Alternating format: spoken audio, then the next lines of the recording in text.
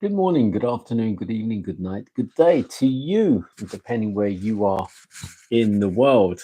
So, I'm actually repeating the devotion from yesterday, Worship the Creator and Redeemer, because the sound went apparently, well, it did go after the first 2 minutes. So, I'm going to repeat that now, and then I will do tonight's devotion after. So the devotional is Christ triumphant, worship the Creator and Redeemer. The scripture reading is Matthew 4, verse 10. Thou shalt worship the Lord thy God, and him only shalt thou serve. It is those who obey that will be blessed by God. He says that he will bless your children and your lands and all that you lay your hand onto. Do you think that Satan is going to allow this without making us struggle for the mastery? The enemy is working just as sharply and decidedly now as he worked upon the minds of Adam and Eve in Eden. The people are gathering under his banner, and he is encircling them with his power. But everyone who sees that the law of God is changeless in its character will decide on the side of Christ. If God could have changed one precept of his law to meet the fallen human race, then Jesus Christ need never have come to our earth to die. Did Christ die to let loose the whole of humanity to worship idols instead of God?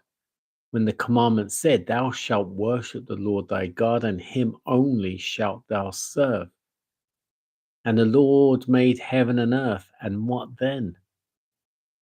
And rested the seventh day and sanctified it and gave it to you to observe as God's memorial, a memorial that he is the living God who created the heavens overhead and the earth upon which we stand. He made the lofty trees and put the covering upon every flower.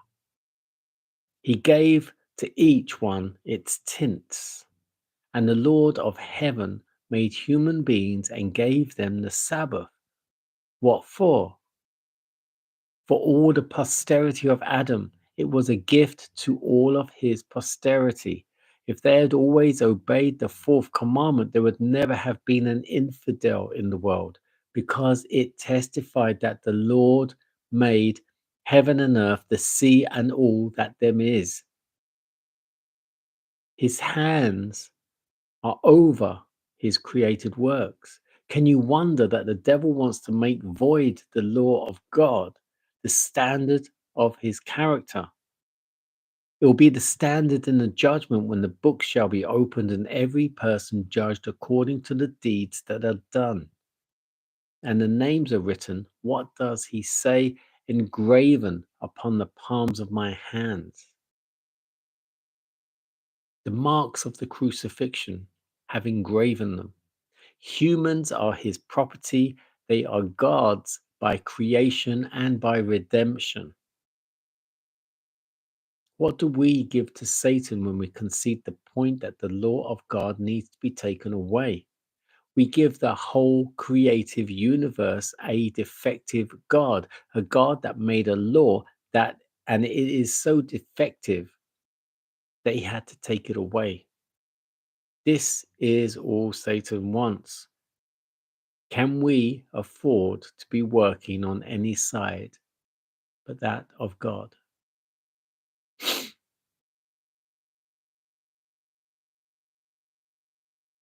Worship the Creator and Redeemer.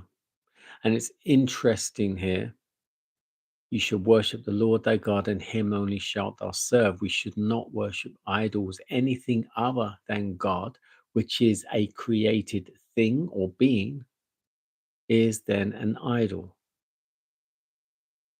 And we cannot, if our creator, we cannot be considered an idol because he is our creator. He is greater than us. He is also very much alive and being. He is the great I am. And then we should also be keeping the commandments, knowing the commandments, especially that of the fourth commandment. Remember the Sabbath day to keep it holy. In 6 days, God created the heavens and the earth. Now, that, for those of you that do not know, is the seal of God. In 6 days, Yahweh, that's his name, Yahweh, his name. It's not God. God is the title. That is, God is just like a title. Yahweh is his name. Yahweh created. Yahweh, his name, created. That's his title. The creator created the heavens and the earth and all that is in them. And that's his dominion. If there's anything outside of the heavens and the earth and all that's in them, then he probably created that as well. But all that we know is about the heavens and the earth, in which he created. So Yahweh, God, the type, the name, the creator, created, name, title, and dominion, created the heavens and the earth. There's nothing else that he didn't create. So therefore, that is the seal of God, is keeping the Sabbath. It's actually keeping all 10 commandments is the seal, because you break one, you break them all.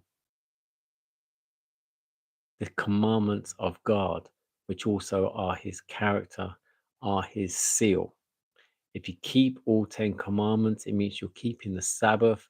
It means you're worshiping on the Sabbath. It also means you're not worshiping the first day of the week, which is Sunday.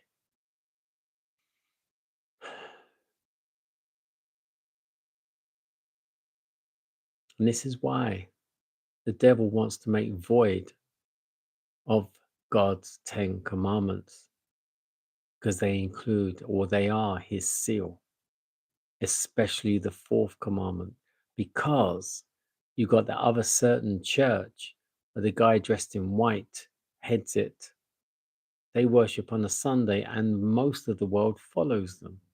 Why? A lot of the time it's out of ignorance. They don't do their own research. They just follow what they're born into, what's tradition, etc., etc. You can't do that. When your life and your whole salvation is at stake, you need to know the truth and live the truth. God bless you.